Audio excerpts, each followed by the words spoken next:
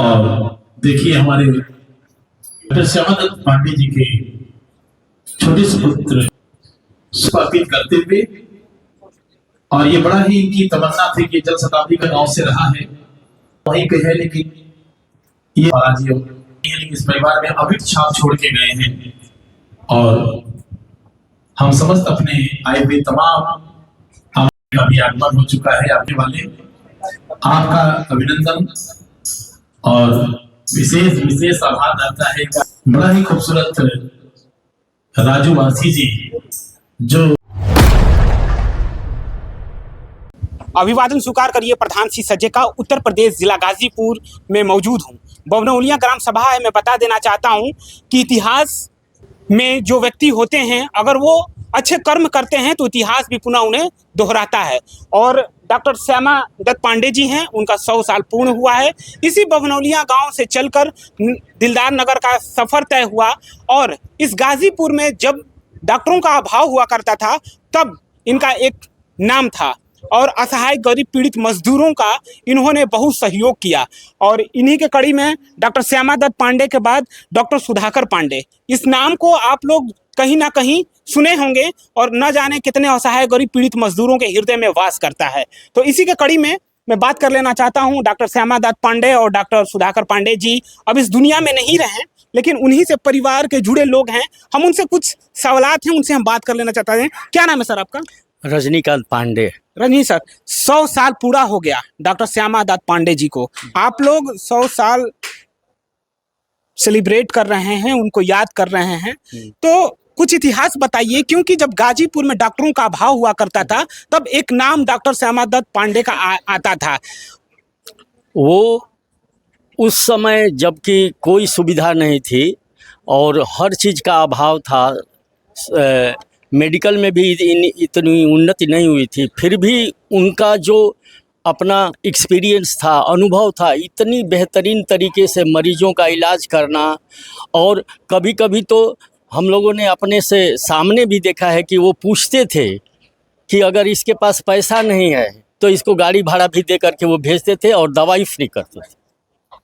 तो उस समय उनका मानवतावादी जो उनका दृष्टिकोण था एक डॉक्टर होके, वो बहुत महत्वपूर्ण है।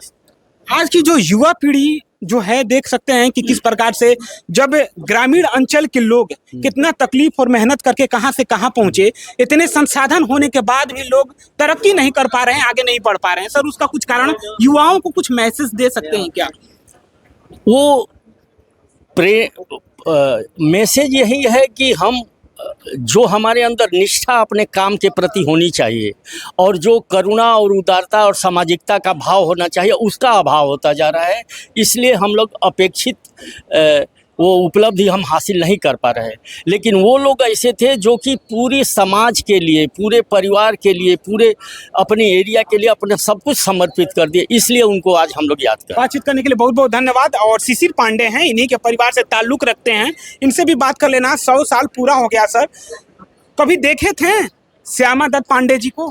नहीं, बस दादाजी थे क्या? दादाजी मेरे थे और काफ़ी तारीफ सुना इनका। और काफ़ी अच्छे डॉक्टर थे। हम जहाँ जाते थे तो हमको उन्हीं के नाम से संबोधित किया जाता था और काफ़ी मतलब शब्द कम है उनके लिए बोलने के लिए। हम जहाँ जाते थे ज़िले में हर जगह यही नाम होता था कि देखिए डॉक्टर श्यामादत्त पांडे जी के पोते हैं। सौरभ पांडे भी हैं, क्योंकि अब सौरभ सर से भी हम बात कर लेना चाहते हैं। इसी परिवार से ताल्लुक़ रखते हैं और ये ऐसे लोग जो ग्रामीण अंचल से चले थे और आपको कहां से कहां पहुंचाए। सोचिए कितना त्याग तपस्या रहा हुआ होगा।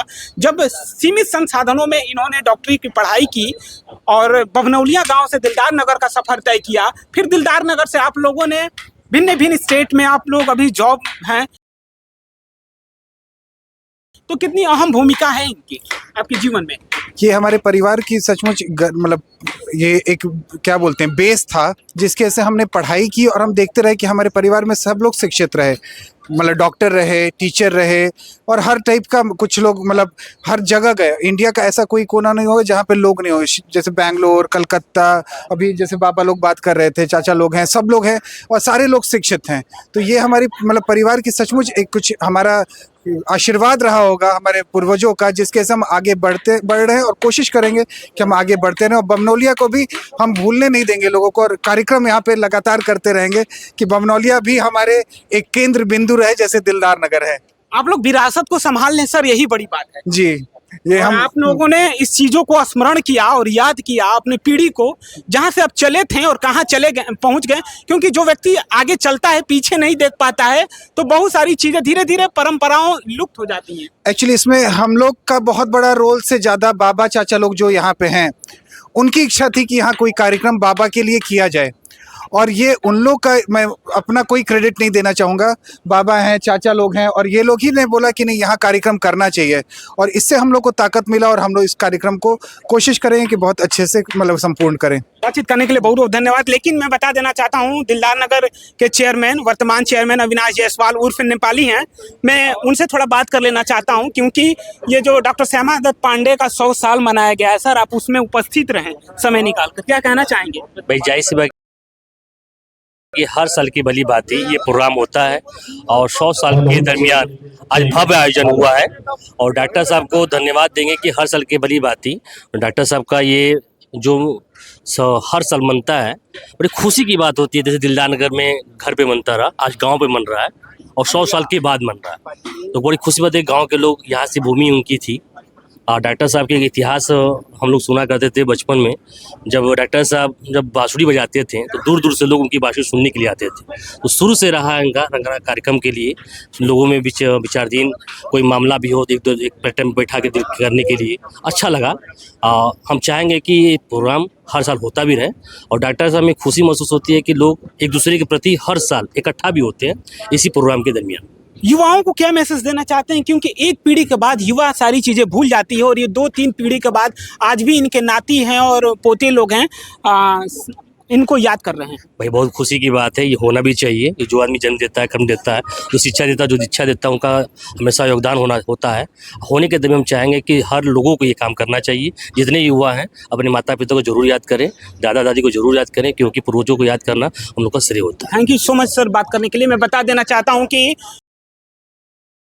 हजारी प्रसाद द्विवेदी, अब इस नाम से कोई वंचित नहीं होगा, सारे लोग जानते होंगे। श्यामा दत्त पांडे जो बांसुरी वादक थे और बांसुरी भी बजाते थे बहुत अच्छा, बड़ा प्रभावित हुआ करते थे हजारी प्रसाद द्विवेदी जी। और मैं बता देना चाहता हूं कि ग्रामीण अंचल में तमाम लोग हैं, क्या जमाना हुआ करता था, वो दिन वो समय था कि दिन में लोग काम करते थे, कहीं से भी आते थे तो शाम को दुख सुख लोग बांटते थे। लेकिन वो सारी परंपराएं, रीति रिवाज, आचरण व्यवहार जो ग्रामीण अंचल से निकला था, आज वो कहीं ना कहीं समाप्त हो रहा है। और मैं IDTV के माध्यम से आपसे विनती कर लेना चाहता हूं कि ग्रामीण अंचल में अभी भी जितने लोग हैं स्नेह प्यार से रहें, बस यही विनती है आपसे। और नमस्कार, मैं प्रधान सी सजे उत्तर प्रदेश जिला गाजीपुर से अपने सहयोगी राजेश राय के साथ।